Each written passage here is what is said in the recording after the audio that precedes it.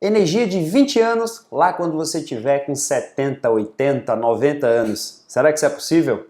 Claro que é. Isso se você cuidar das suas mitocôndrias. E é exatamente sobre isso que vamos falar nesse vídeo. Estamos aqui dando uma sequência, esse é o terceiro vídeo da sequência dessa série de vídeos que estamos falando sobre fadiga, fraqueza, cansaço, aquela fraqueza, cansaço mental, muscular. No primeiro vídeo, falamos sobre as possíveis causas ou as principais causas que poderiam estar te levando a se sentir cansado, fadigado. No segundo vídeo da sequência, falamos sobre o que você pode fazer para melhorar esse quadro e o seu médico, como ele pode te ajudar.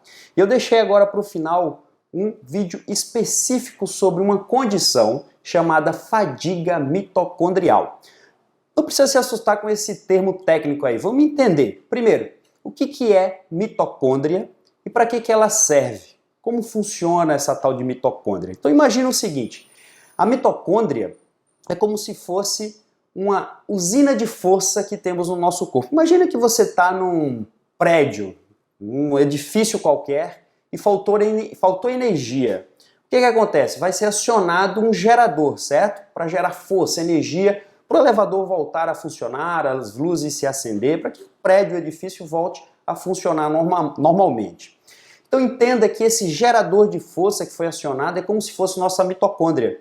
A diferença é que nossa mitocôndria, ao invés de ser um grande gerador, nós temos diversos pequenos geradores dentro de nossas células. Essas são as mitocôndrias. Elas produzem a nossa moeda energética que chamamos de ATP.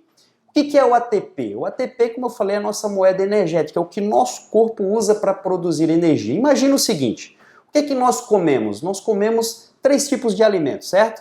Proteína, carboidrato e gordura.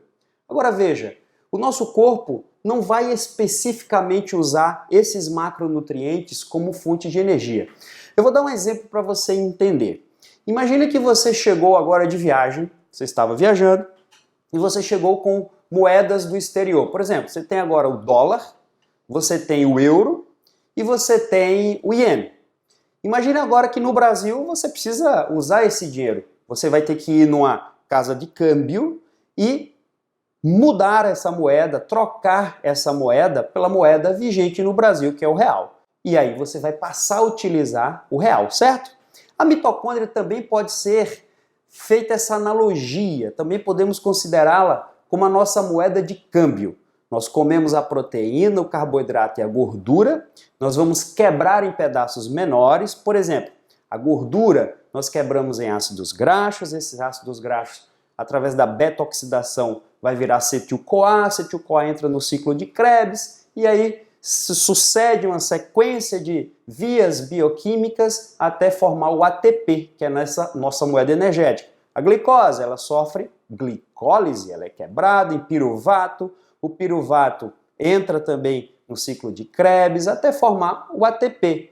E o aminoácido proveniente das proteínas também pode sofrer esse processo. Então você entendeu que nós comemos esses 3 alimentos, mas não os utilizamos necessariamente como fonte de energia, nós os convertemos. É como se a gente facilitasse a nossa vida. Agora a gente tem uma moeda vigente, que é o ATP. E é isso que a mitocôndria faz. E olha só que interessante, diversas doenças crônico-degenerativas já estão sendo associadas com deficiência nessas mitocôndrias, o envelhecimento dessas mitocôndrias. Quer ver um exemplo?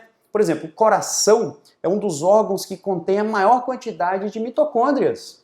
Então, quando a gente tem uma deficiência dessas mitocôndrias ou quando a ativação dessas mitocôndrias não está ocorrendo de forma adequada, ou quando há um envelhecimento dessas mitocôndrias, elas estão cansadas, fadigadas, fadiga mitocondrial, a gente pode ter algum problema cardíaco, entendeu? Quer ver outro exemplo?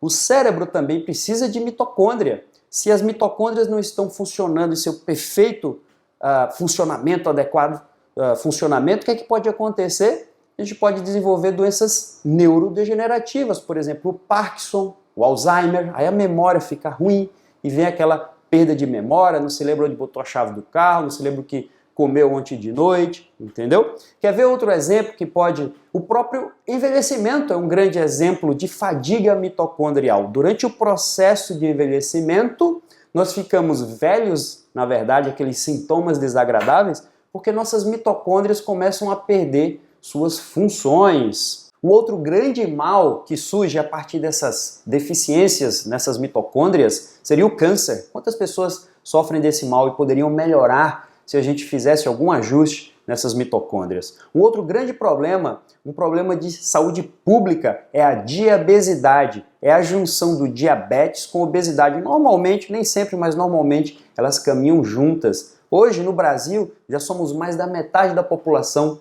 em sobrepeso, ou seja, acima do peso ideal. E muitas dessas pessoas estão com diabetes. E a fadiga mitocondrial também está envolvida no processo de adoecimento a partir desse ganho de peso e desse controle da nossa glicose. Deixa eu te fazer uma pergunta. Você está curtindo os vídeos que estamos colocando aqui? Eles estão sendo úteis para você? Deixa aqui nos comentários, eu gostaria de saber. Aproveita, se você ainda não se inscreveu no canal, se inscreve.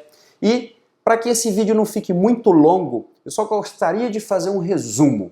Fadiga mitocondrial é talvez a principal causa de fadiga, de cansaço, fraqueza mental, muscular, uma das principais queixas que gera baixa qualidade de vida.